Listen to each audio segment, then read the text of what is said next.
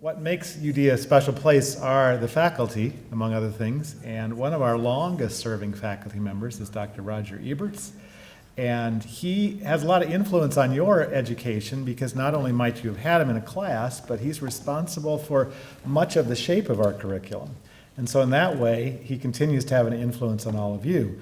And he's going to introduce someone who's going to speak to us who represents the generation before, the generations that hopefully many of you will emulate. So, Dr. Eberts.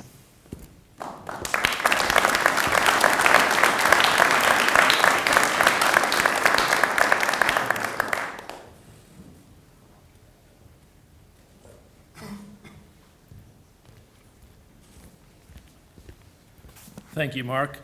Although, if they're not particularly endeared to the curriculum, they might not be particularly endeared to me.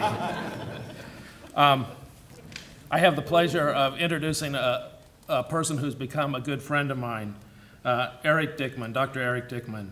He is from Lone Tree, Iowa. I'll let him tell about some of the stuff that he did here, but I am going to talk a little bit about it. But before that, I want to just say a little bit about research. It's been interesting to listen to these presentations and see the different shapes that research can take. And across the university, from one field to another, research is very different. Some of you may not think that we do research in a field like philosophy, but we do. And I think that as I think about what research is, I can think of several, here's some things that I think. Research involves asking questions.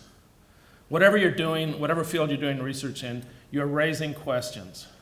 And secondly, you're raising questions that are outside the box. You're thinking outside the box. You have to think in new ways, suggest some hypotheses, explore some new avenues, and whatever. In philosophy and the humanities, I would say that we do research by, first of all, entering into a conversation with other people who have thought about all kinds of things, everything really, basic questions of life and so forth. We enter into a conversation and we get deeply into that conversation, and then we begin to ask questions. Well, Eric and I spent a lot of time talking about questions. One of the things that we both remember is having class in the Blades building. In the afternoon, maybe we get out, I don't know what time, maybe it was 3 to 5 or whatever, we would get out of class and we would walk out and we'd stand under the bell tower talking until it starts getting dark and cold, and we'd just talk and talk. And Eric would come by my office and we'd talk some more, and we talked a lot. I remember one particular conversation. He asked me, he had an assignment, there was a paper assignment that I had assigned, and he asked me, is it okay if I do something different? I want to write my paper as a dialogue instead of what you said. Thinking outside the box, thinking about it in a different way. I said yes.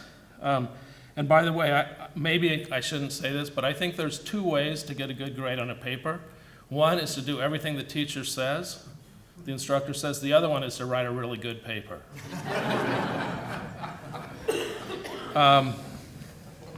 Thinking outside the rubric, that's called, by the way. One of the things, sorry to take so long here, one of the things that Eric developed an interest in is studying a philosopher by the name of Hans Georg Gadamer.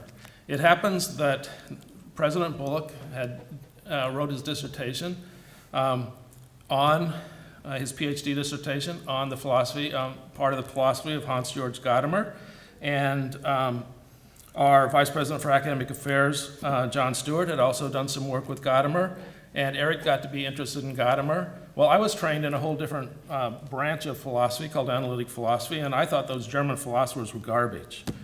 But he wanted to study Hans Georg Gadamer, and so we talked to President Bullock, and we arranged that Eric and another student and I and Dr. Bullock would meet for a seminar and study this book, Truth and Method by Hans Georg Gadamer. And we started working through it. Unfortunately, or maybe fortunately, I don't know, but President Bullock wasn't able to come very often. But Brad Dodds, Eric, and I had a great time studying this. Although I will say that in my mind, I don't know what he remembers, but in my mind, the first part, I just was complaining about how obscure it was and how this was just a bunch of gobbledygook. But by the time I was done, I really thought there was some stuff that was some really insightful stuff in this book. I'll say well, I'm not going to say much more about that. But out of that seminar, Eric had interest in exploring Gadamer's thought more, and so the next year we proposed to the McElroy Foundation he and I would do a research project on the relationship between the philosophy of Gadamer and another philosopher named Ludwig Wittgenstein. And we were granted that grant, and we worked on it. And as a result of that, during that year, Eric read papers at 2 undergraduate conferences and even submitted and read a paper at a conference that was normally PhDs. So it was pretty exciting to see him develop his thought and think and so forth. He went on to graduate school. If he wants to talk about that, he can. Eric is currently are you assistant or associate? Assistant professor of religious studies and chair of the Department of Religious Studies at Young Harris College in Georgia. This last Sunday, at their award ceremony there, Eric received the award for the outstanding faculty member voted by the students. He also received an award for the outstanding faculty member of the year voted by the faculty. So it's great that we have him to talk to us. Before I leave and turn it over to him, I just want to say that you may think that as a student, it's a one-way relationship, that we as teachers are here to somehow impart things to you. Well, Eric changed my life. I mean, it sounds kind of dramatic, but in a very real way, reading some of the stuff from this book and thinking about it and having conversations changed the way I thought about lots of things. That's what research between student and faculty are. It's research together, working together, entering into conversations, and learning from each other. And so I'm delighted to introduce to you my friend, Dr. Eric Dickman.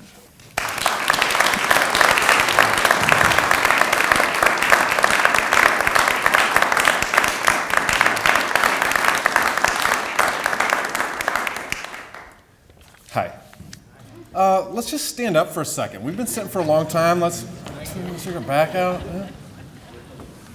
If you have to go to the restroom during my talk, just feel free to get up. You know, I won't take it personally. Yeah. Just a couple things. I just got over a cold, so I might cough a little bit right into the mic, so it hurts your ears. I'll unbutton my jacket just in case. I'm not used to wearing a tie. I show up with my shirt untucked, so I try to look a little professional. We'll see. Okay, so I'd like to thank everybody for inviting me, the Apex Committee, and I want to congratulate the students who just presented all their fine work. I looked at a lot of posters out there and talked with a few people. It's great that, in fact, I'm going to steal your ideas for our college. So, let's see. You can read the title. So just a quick overview. What I'm going to do is briefly talk about how UD kind of shaped me into what I do today. And then I'm going to just introduce to you and survey 3 projects that I'm currently undertaking. One on religious diversity, another one on interpretation theory, and another on teaching. So let's just first start with the title. What? So I have 2 basic mantras. This is the first one, and you know, it's really coincidental how I came across this. I had one of those cute Zen calendars that gave you a deep thought every day, and I'm like, oh, whoa, this is a deep thought. But it's something that really affected me because I've always had this thing about thinking that questions seem a little bit more important than answers. And you know, this sounds kind of, why are we even talking about questions? Everybody talks about questions, you know. And what I found is that although people say things like, well, the question is, I started to go, I don't know what a question is. What is a question? That's a weird thing, and that's kind of how you get captivated by an idea. You start thinking about it, and you go, this is a weird thing. This is way more mysterious. Like, what is walking? Is it just catching yourself falling every time, you know? It's weird. Like, things that we do are weird. So, questions.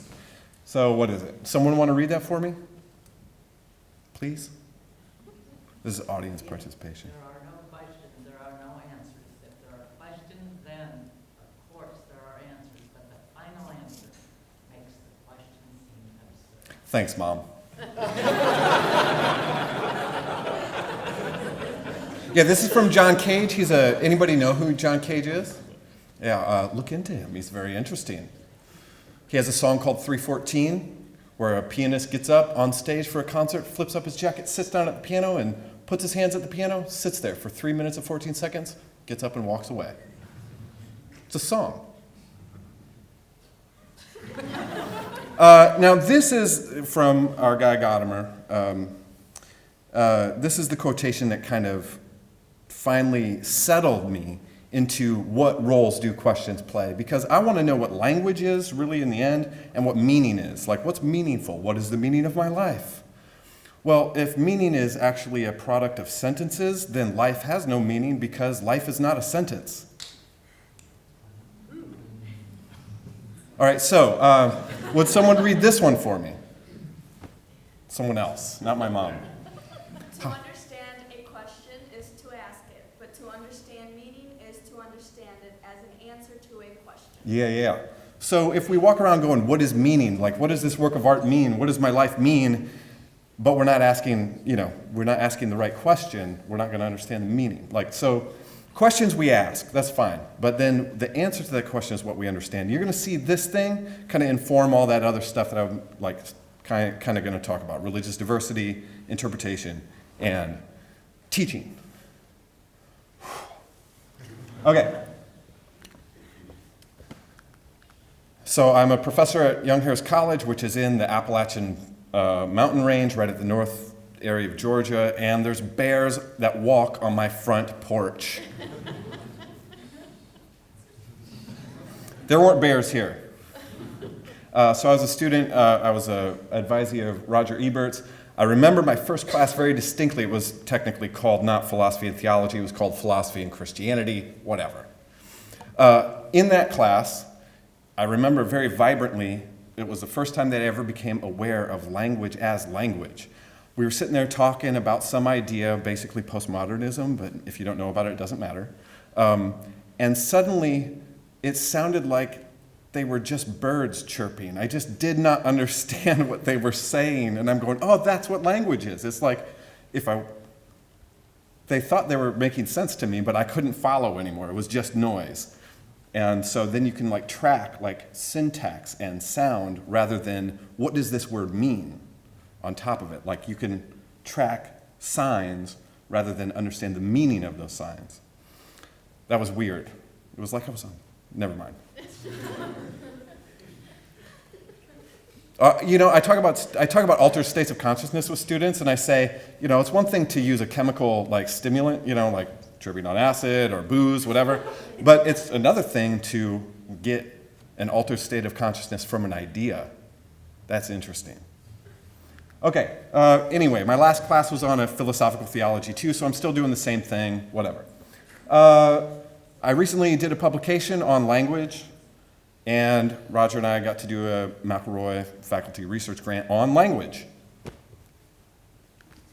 And, Chris and I started the philosophy club, a conversation group, after class at night. We would meet at the coffee shop sometime at people's houses. We would drink beer, and then we'd talk philosophy. It was cool. And now I'm the advisor for the humanist group, SIGHT, they call themselves. I don't like it because it's a vision metaphor, and I think vision is too dominant in our metaphors. Like, do you see what I mean? For me, I would rather, do you smell what I mean? Why is that funny? But seeing is not funny. They're both weird. Okay, and then I pursued a PhD in philosophy. Didn't work out. I pursued it in religious study instead eventually, but I have an advisee who's pursuing a PhD at Vanderbilt. Great. That's me and Roger.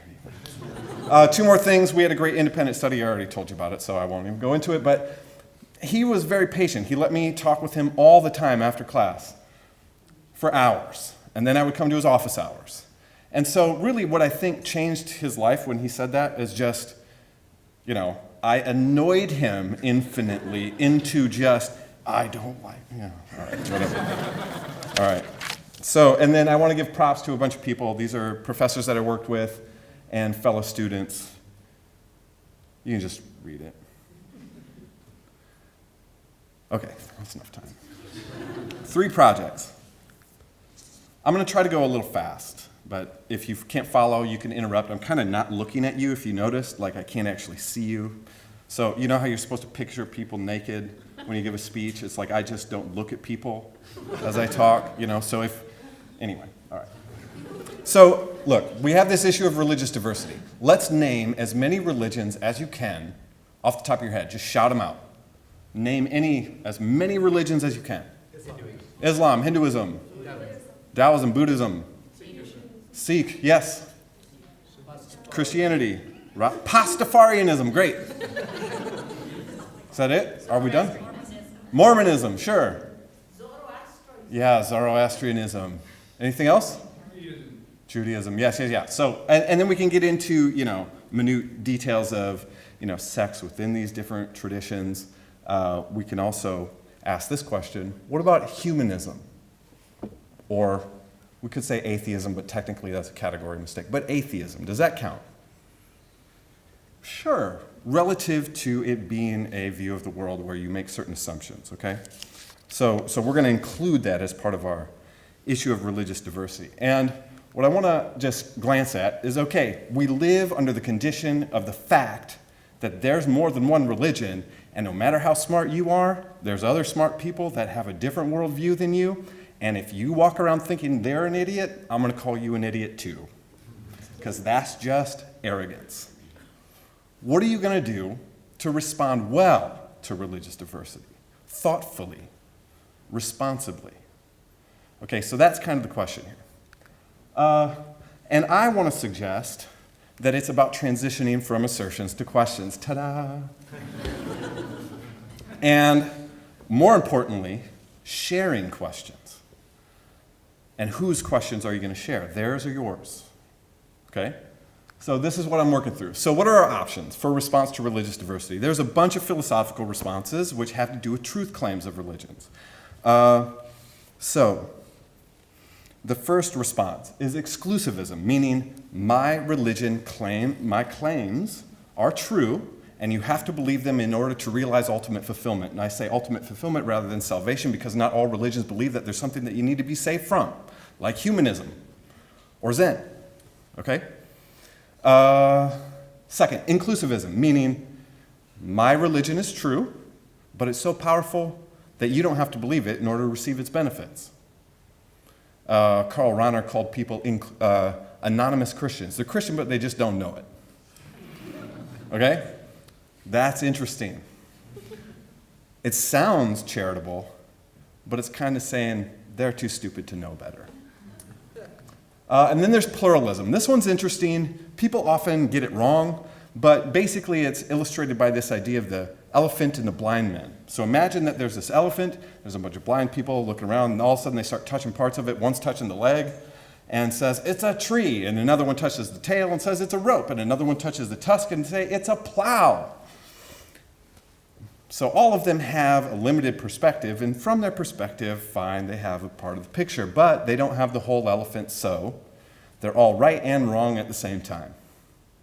This is kind of pluralism, saying all religions have a perspective on the one truth, which is the elephant, but since we have limited perspectives, right, your eyeballs are in the front of your head, you don't have 360 degree, so you have a limited perspective. Welcome to reality.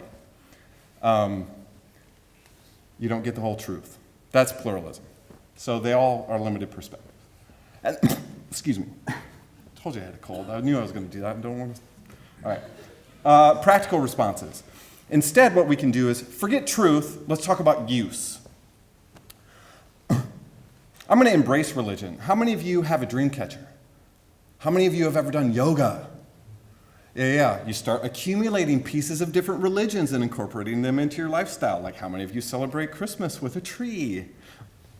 We start to accumulate different things. Now, embracers are people who say, I'm spiritual but not religious, and then, do a bunch of different religious practices to concoct their own unique individual spirituality. So that's one practical option. We could just piece our own together, individualism. Another one is live and let live. I'll tolerate your religion. You've seen the coexistence bumper stickers? You ever seen those? Yeah. Coexist. We'll come back to that. You do your thing, I'll do mine, we're good. Last one is resisting religious diversity. Now, like exclusivists, they think that their religion is uniquely true, but resistors are interesting because what they do is they restrict their social network, like the Amish. You just don't interact with, or you can do this in urban settings, like the Hasidic Jews in New York City. You get your car from your Hasidic car dealer. You go to your Hasidic dentist. Okay? We all do this, actually. You talk with your Democratic friends. You don't talk with your Republican foes. All right? We all do this. So I'm not claiming that any of these are inherently bad, because you could have a really nice exclusivist and a really mean embracer. You see what I'm saying? Yeah, all right. All right, so there's problems. There's problems with all these. That's why I want to propose my solution. The problem is, let me ask you a question. What year is it? What year is it? 2014. Relative to what? You see it? Birth of Jesus. Technically, it's about 4 years off because some Gregorian monk didn't know what he was doing, but anyway. So really the end of the world happened in 1996, not 2000. But what year is it for Islam? What year is it for Judaism? What year is it for Buddhism? What year is it for Hinduism? So which one's true? What year is it truly? Yeah, the current year. What I'm trying to say is, what direction am I facing? On my phone, I have this app called the Qibla Compass, so I know which direction to face when I pray to Mecca, which is what I do with my Muslim friends. Let's pray to Mecca. So my compass tells me what direction I am relative to Mecca, not northeast, southwest. Which direction is true? I'm facing Mecca, I'm facing south. Okay, you're starting to see the problem here. Okay, so all of these suggest that there's one truth and that you can't, your professors are really worried about things like skepticism and relativism. It's like a naughty thing to be a relativist. Don't be a relativist. There can only be one truth. Why? Why is one better than two? I don't know. All right, so I'm not saying that whatever. So what we find in these kind of situations are this kind of claim to rationality. So exclusivists and different people who argue about religious truth will often try to do something like prove that they are at least not irrational. This is Plantinga, Wolterstorff, these philosophers of religion that Roger Ebert used to teach to me. They'll defend themselves and their belief in Christianity by saying, well, at least I'm not irrational. And I always want to say, and? What it shows us is an alliance of logic with politics when we say something like, relativism can't be true, because if you say something like, or skepticism, let's say this one. If you say something like, there is no truth, all you have to do is say, well, is that true? Gotcha. Okay? And that's cute. But skeptics keep coming back. There's something in us that there's something just not right with this. So despite formal logic, skepticism keeps coming back. And so what we see is an alliance of logic and politics. For instance, in Japan, there's this thing that in textbooks, it's called ambiguity tolerance, meaning people are open to practicing both Buddhism and Shinto and see no problem with that. In China, people practice Confucianism, Taoism, and Buddhism and see no problem with that. Here's the alliance of politics and logic. Why do we call that ambiguity tolerance and not exclusive monotheism of Islam, Judaism, and Christianity, why don't we call that extreme dichotomy tolerance? Do you see the alliance of logic and politics here? I get to say they tolerate ambiguity, but we don't. We abide by, the one truth, because that's what logic tells us. But if we say that, well, no, let's not call them ambiguity tolerance. Let's call them that multiple religious belonging is actually the thing to be. Then we look at exclusivists who only practice one religion, and we say they're extreme dichotomy tolerant. Are you following me? Does anybody have a question with that? All right. What am I even doing? Why am I talking about this? Oh, here's another problem. So an exclusivist who says, I'm a Christian and I believe my religion is uniquely true, you ever notice with exclusivists, resistors, they always think that their own religion is the true one. It would be interesting to meet somebody who says, I'm an exclusivist, I'm a Buddhist, but Islam is the religion that's true. That would be interesting. Okay, so what are religions really about?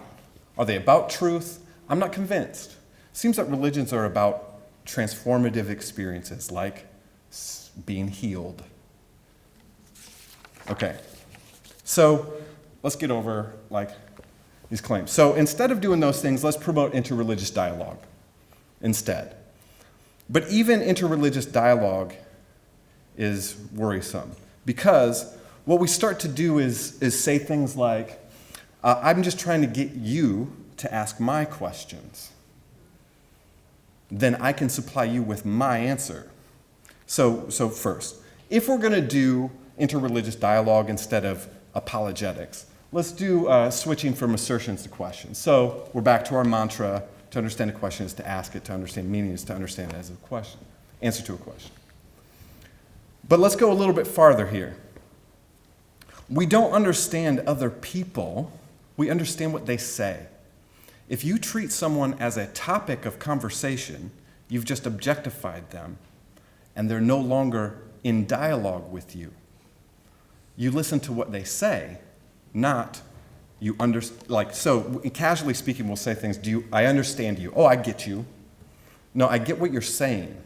Because as soon as you get them, you have now treated them as an object of understanding rather than a conversation partner.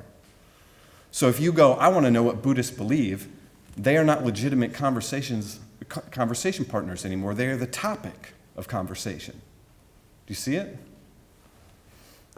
So the other person stands in proximity. Now, I want to go even farther and say, there's lots of things that we don't understand. We don't understand experiences. We don't understand ourselves. We don't understand, what else do I have on the list there? Others, okay? Here's an example. Fackenheim, this Jewish theologian about the Holocaust, says something like this. We can't understand, the Holocaust, oh yeah, I know I'm getting heavy here for a second. Okay, the Holocaust is impossible to understand, but we can formulate authentic responses to it. That's deep, that's poetic, it's great that he's encouraging this, but the Holocaust is impossible to understand, not because it's horrific, but because it's not a sentence. Remember? To understand things is to understand answers to questions. Answers are sentences. Events are not sentences. People are not sentences. You see what I'm doing here? Okay. So we walk around, what is the meaning of my life? I'm just trying to understand life. Life is not a sentence. You're just hurting yourself by not keeping that distinction. So this should have a liberating effect for us. So what are sentences? Subject and a predicate. And they have to answer a question. Now, this is tricky. Someone read this for me. Someone read this one for me. If someone can read it from there. The difficulty with the highly developed religions of Asia, for example, is not so much that they reject the Christian answer as that their conception of human nature is formed in such a way that they do not ask the question to which the gospel gives the answer. To them, the Christian answer is no answer because they have not asked the question to which Christianity is supposed to answer. Thanks, Tillich, for showing us how to get those guys. Because now if I can get them to ask my questions, then I can get them to be Christians. Right?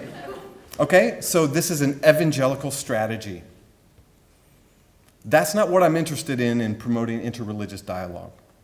He may be interested in that. Tillich is usually my hero, and then all of a sudden he says this thing. What I want to do is understand other people. So I want to understand their questions. Now, before we get there, though, if we already know the answer, like Tillich here with Christianity, you can't ask a genuine question. So, like, I've written papers and presented on things like, can God ask a genuine question? Take a look at Job. 68 rhetorical questions in a row. Not a good conversation partner. Can the Buddha ask a genuine question? Can Jesus ask a genuine question? Okay? So what do we have to do, really, to be able to ask someone else's question is learn their language. And what happens then is I have this opportunity to become other than I've been. Okay, so that's the first topic. I have no idea how long I'm taking. I didn't practice this, and I want to be done in 30 minutes. I probably have done 20 minutes already. Or have I done 30 already? 20? All right. We could stop here. Are we okay? Should we keep going? Sure. If you need to get up and go, just go. It's fine. Okay. Okay, so why do we do interreligious dialogue at all? Well, people think that, if I understand another religion, I can understand my own better. It'll create peace between us if we understand one another. I do it because it's fun. I do it for no reason. Okay. I recently published this article where I did this experiment and said some things that I kind of regret because now it's in print with my name on it, and I don't like it. Because it's weird, not because I disagree with what I said. It's just I don't want people associating me with it.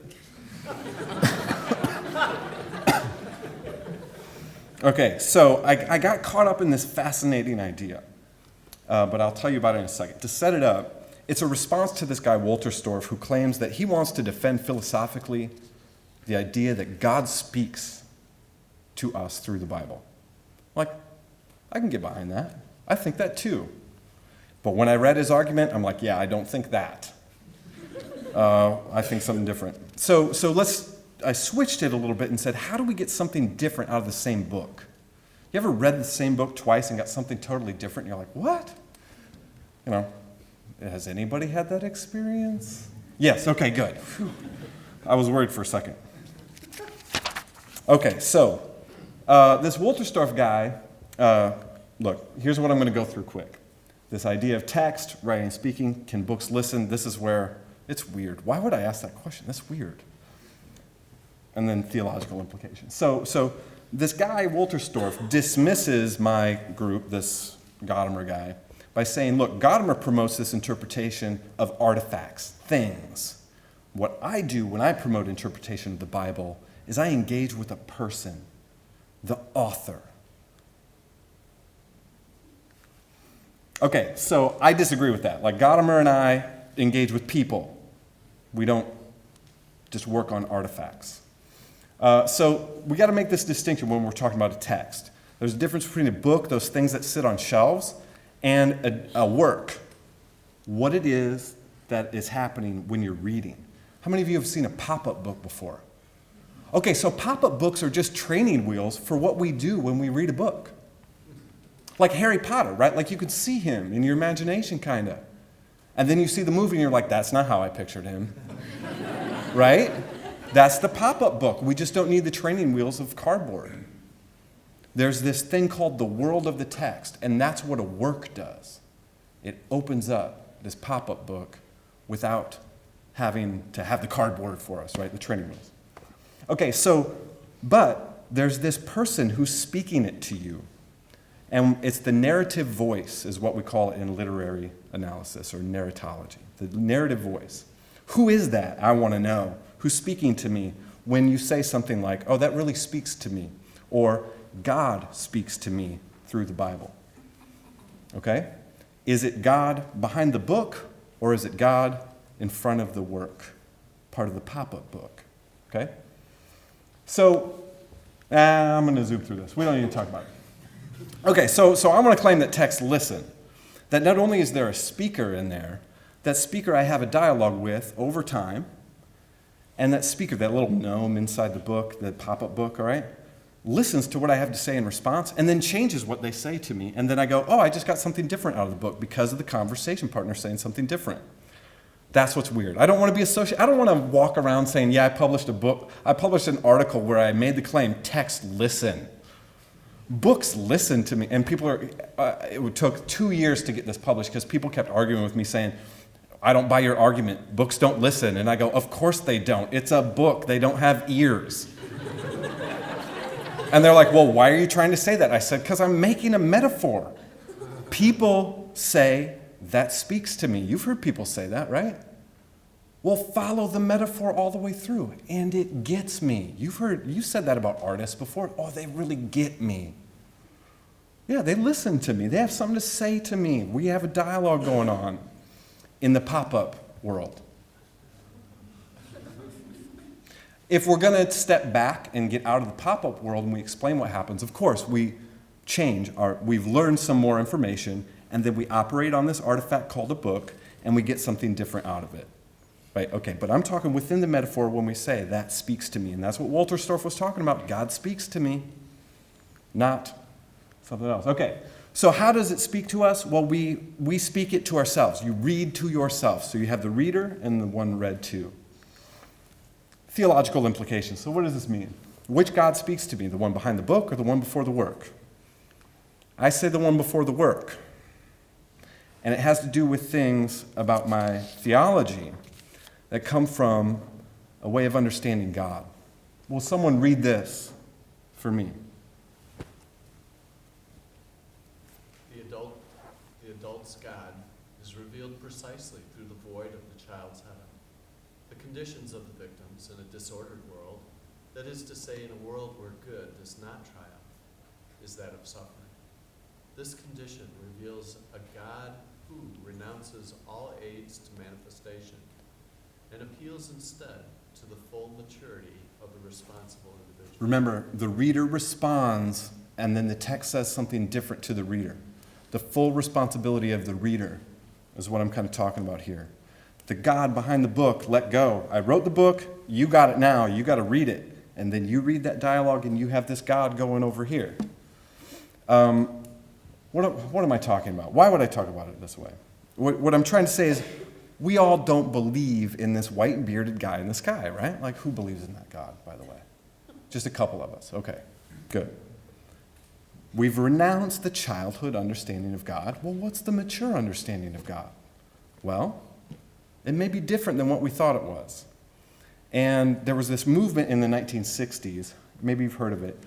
Let me say it differently. How many of you saw that movie, God's Not Dead? Did you hear about this movie? Did anybody see it or hear about the movie? How many people heard about the movie? Okay, I saw it. I took my humanist group to it. I'm not going to talk about that. So this is my buddy Thomas J.J. Altizer, the founder of the Death of God theology movement in the 1960s. He was on Time magazine. You can look it up. I'm not really a Death of God theologian, but because of this movie, I feel responsible to talk about it because that movie thinks that atheists and scientists don't believe in God and science kind of. But he's a Christian who wrote a book called The Gospel of Christian Atheism. Richard Rubinstein is another Death of God theologian, Jewish rabbi, who claims that out of Isaac Luria's Kabbalistic understanding of God, that God negates himself. God dies so that you can live. We've heard that story before. So in what sense is God dead? Our old ideas of God are dead so that we can have a vital understanding of God. And the vital understanding of God that I try to promote is this. What's God's name? What's God's name? What? Yeah, Yahweh, my buddy Yahweh, you're my God. What's Jesus' last name? What's Jesus' last name? Yeah, Ben Joseph or Jesus from Nazareth, or Jesus Josephson is what we'd say. Not Jesus the Christ. The Christ is a predicate. God is a predicate about a sentence. Remember, sentences are what we understand. We have a noun, Jesus is my Christ. Christ is a predicate. So when we say the question like, does God exist? What we respond with is, you don't know how to use words. God is not a noun. Well, fine, it's a noun, but not the kind that you think it is. Okay, so that's the other stuff. Should I quit, or should we keep going? One more? Can we do one more? Should we just take a quick break? Stand up for a second? All right. All right, this one's about teaching. So hopefully it'll be really applicable. We'll see. So my most recent research has to do with the classroom conversation. I call it reflexivity. It has to do with thinking about thinking. That's basically what, it's a fancy word for saying thinking about thinking. In education, they call it metacognition. I like reflexivity better because it sounds cute. So let me start this way. How many of you would go to like Disneyland by yourself? Fine, maybe a few, but most of us would go with other people. And those of you who would go by yourself probably would take pictures and share that you wouldn't keep it completely secret. It's in part because we love talking about our experiences with other people. And so what we do is go with our friends, and then we got on this ride, and we're like driving away, like, oh, you remember that one time we were on that ride and I totally vomited, went right in your face, that was awesome. In that moment, what we're doing is studying it. We're reliving it, re-enjoying it, analyzing it, all these things when we talk. And I don't know how I'm transitioning into this. I'm just trying to get to this idea that Aristotle defined happiness as the life of study. And when I tell students that, they always go, really, like cramming for exams, that's happiness? No, the life of study in the sense of having a conversation that enriches your experience. That's all studying is. It's just that we've, made it more efficient. When I think about classroom conversations, that's what we're doing. We're trying to study, have a classroom conversation about some topic. So first, I'm going to try to define how ideal classroom conversations should go. So the ideal conversation in classroom is a game. And all games have a goal, have excellent actions, there's heroes to games, and I think there's one more feature. There's certain rules to the game. So the first thing I want to talk about, what's the goal of conversation in a classroom? Let me know what's going to be on the exam. Right? No, that's not, you could get that information through a lecture. You don't need a conversation for that. What's the one unique thing you could only get through conversation that you can't get through lecture or some other means? It's weird. Do we even have a word for that? Something that you can only get. So let's just call it something. We'll call it reaching and understanding. Whatever. It's just a algebraic variable with no agenda. Now, there's certain virtues of dialogue, too. We talked about respect, right? You don't understand other people, you understand what they say. Another one is hospitableness, meaning you're going to give other people space to speak. You've been in classrooms where there's the person that dominates the conversation. It's like, dude, just chill for a little bit and let other people talk.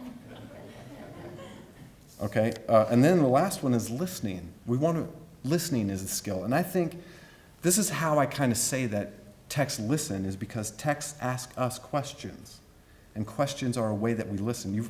When we listen to people, we always say things like, like on the phone, yes. You ever been on the phone with somebody who doesn't make any of those sounds? You're like, did I lose you?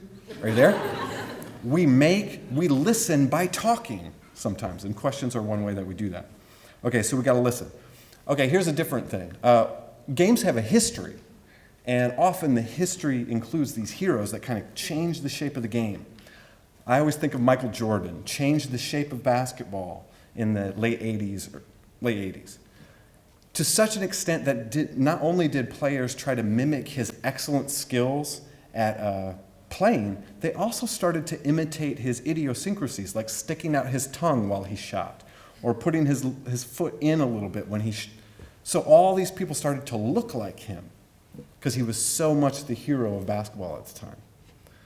Who is the hero of conversation? Because we all play that game. You would think that we would know who the heroes are. Can you think of one hero of conversation? You think of any other game, we have chess masters, we know who the chess, well, maybe not. Depends on if you pay attention to chess. Golf, you know some heroes of golf, right? But golf is played a lot less than conversation games are played. Why don't we know that? Can anybody think of one? Yeah, who said that? Yeah, nice, right. Yeah, did you already see this? Yeah, good job. Yes, Socrates question mark. Maybe, maybe not. Because when people read the Republic, they often think of Socrates as being what's called a gadfly, somebody who just tries to prove other people wrong.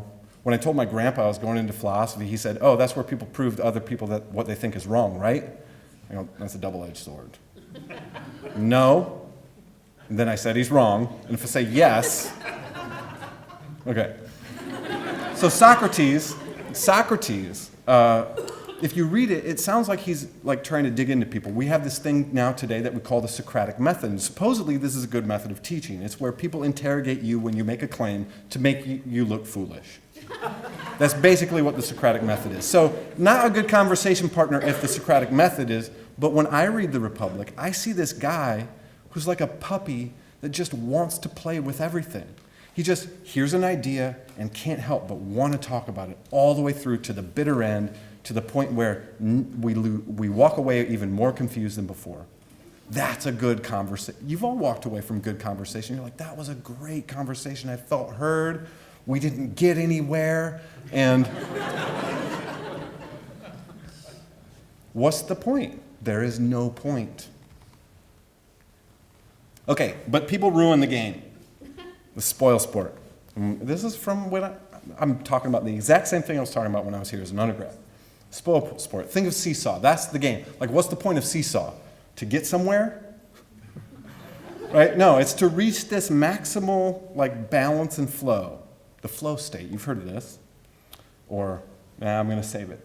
Okay, so the spoil sport is somebody who, imagine this scenario, says, let's play seesaw. You get on the seesaw with them, and then as you go up and down, they got you up in the air, and then they jump off, and then you slam to the ground. You would not be fun to play with. All right, so that's the spoil sport. They changed the game. I thought I was playing seesaw. Suddenly, what they're doing is playing the game of, I'm going to jump off quick so they slam to the ground and hurt themselves so I can laugh at them. That's a different game. We do this all the time in the classroom. Is this going to be on the exam? That's a spoil sport. You see it. They changed the game. It's basically changing the topic. So why do we change the game? It's in part because we're all adolescent Americans who want to tell the man, you can't tell me what to do. Right? Rules, we think of all rules as keeping us down. We want to be free. That's what the Declaration of Independence is all about. But there's a difference between what's called prescriptive rules, people telling you what to do, and constitutive rules, or principles that define a field by which you're actually free to play. This is the secret. Some rules set you free. Sharia law, for instance, sets my Muslim friends free to be Muslim. Without that law, you wouldn't be free to be Muslim. You see it? Without the rules of basketball, you wouldn't be free to play basketball because it wouldn't exist. So some rules, okay, so, all right, yay. So what the spoil sport is doing is doesn't want to abide by the rules and then is afraid of something, the risk of vulnerability, openness. And let me tell you this, it's not about being open-minded. Because when people say, oh, it's good to be open-minded, I always say, are you so open-minded that you're open to being closed-minded? If not, then you're not really open-minded.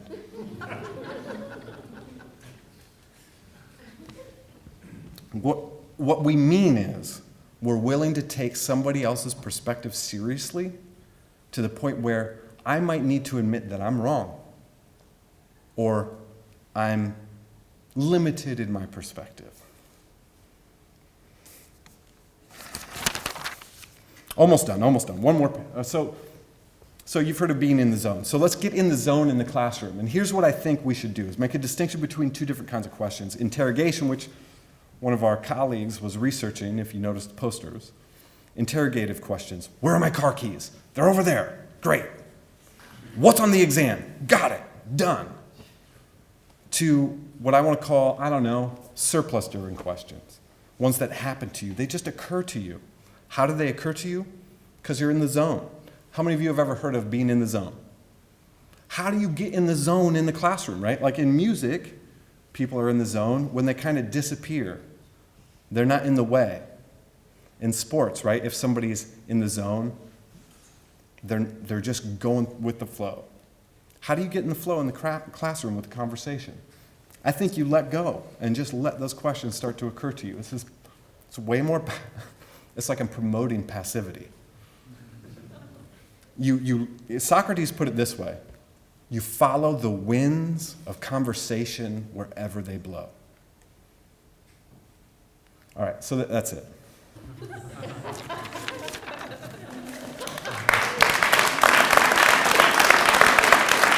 Thank you.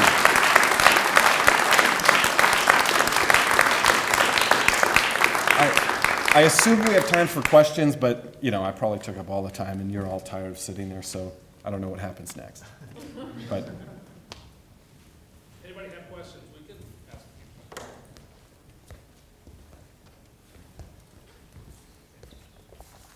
Mom, no questions?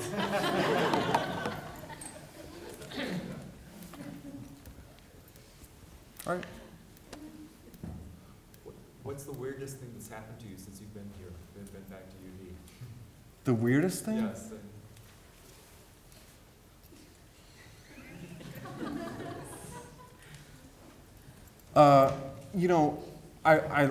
It was interesting to sit in the coffee shop because that's where we would have philosophy club, and I could hear like a conversation of other students like talking about something interesting right next to me. So it was weird not being them. Like it had that nostalgic but kind of painful, like I want to be back then, feeling to it. So not that weird, but yeah. There's several texts and even business philosophies about we need people to ask questions, ask good questions. Stuff And in the doctor's I would office love too. for you to follow that up Mm-hmm. from your perspective. That in the business world we need to ask more questions. Yes. Right? Right? Thank you. Yes. Right? Because what we do is we walk around, this is the problem with students in the classroom. They walk around like not asking questions because they don't want to be embarrassed. And you think, because I always say things like, lecture, does that make sense? I'm like, okay, I got to change that. Can you say back to me what I just said to you in such a way that shows to me that you understood what I just said? They laugh, and then one of them gives it a try. Then they take the risk, right? But when I just say, does that make sense? And they're, yeah.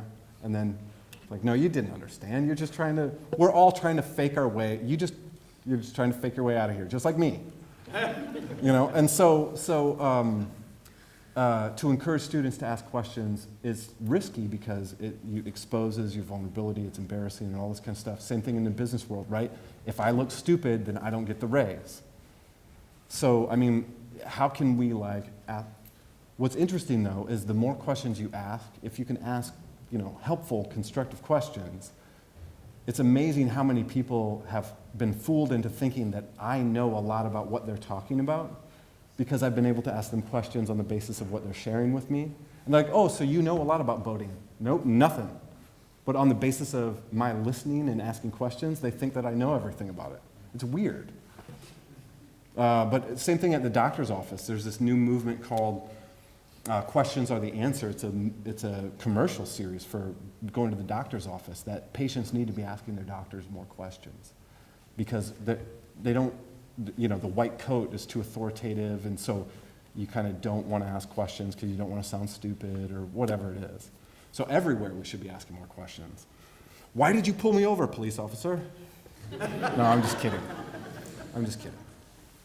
So have you ever had students ask you if this will be on the test? And if so, how have you responded? I say yes. Because I assume they're asking it genuinely. You know what I mean? But it's just that question is a good way to distinguish content-oriented questions versus interrogative, informational questions that show that they're not interested in going with the flow. And that's okay, because I'm just responsible to provide them with the opportunity. I'm responsible to them. I'm not responsible for them. So I'm giving them water if they're not interested in drinking. That's okay. You know what I mean? Or sometimes I take it personally. I say, "Get your head in the game." No, yeah. You mentioned the movie God is Dead. Yeah. But you didn't mention what you thought of it. I didn't mention what I thought of it. Right. Yeah, it's bad. It's more awful than I thought it was going to be. Like I knew it was going to be bad, but it was. I was about to say frightening, by the way. Do you know Duck Dynasty? Yeah. Yeah, I don't know them, right? Like I haven't seen the show enough, and I thought they were parodying Duck Dynasty in the movie, but it wasn't a parody. It was a genuine affirmation of their character as, how can you justify driving around a truck that creates all this toxic waste? And he goes, I've been redeemed. I'll see Jesus in heaven. And I thought they were making fun of that, but they weren't. And they totally don't understand the idea of Nietzsche's madman saying God is dead and we have killed him, and it's not clear that we are up to the task of living in the face of what we've done to murdering God. That's Nietzsche's kind of call to say God is dead in the naive sense that we used to think about God. The Holocaust happened, It's naive to think that there's this all-good, all-knowing, all-powerful God who could have saved people who didn't. That's not, let's think God well instead. You see what I mean? And so the God is not dead is yes, I'm a good Christian that defended belief in God. Would you say that to burning children? You see what I mean? Rabbi Greenberg has this article, Cloud of Smoke, Pillar of Fire, Cloud of Smoke, Pillar of Fire. And it's about the Holocaust and saying, how can we have a theodicy anymore that explains why there's evil in the world? How could you say that, God lets evil happen so that we can have free will? And so that's one theodicy, explanation for evil. And Greenberg has this claim that is, the test of any viable theodicy is, can you say it to burning children? And if you can't, then it's not a theodicy worth believing. Because what would you do with burning children? You would rescue them, not say Jesus loves you. You see what I mean? Okay, I don't know why I said that. You prompted me from the movie. That's what it is. I don't know what's going to come out of my mouth from one minute to the next. I don't know. I was worried when they asked me. I was kind of worried too.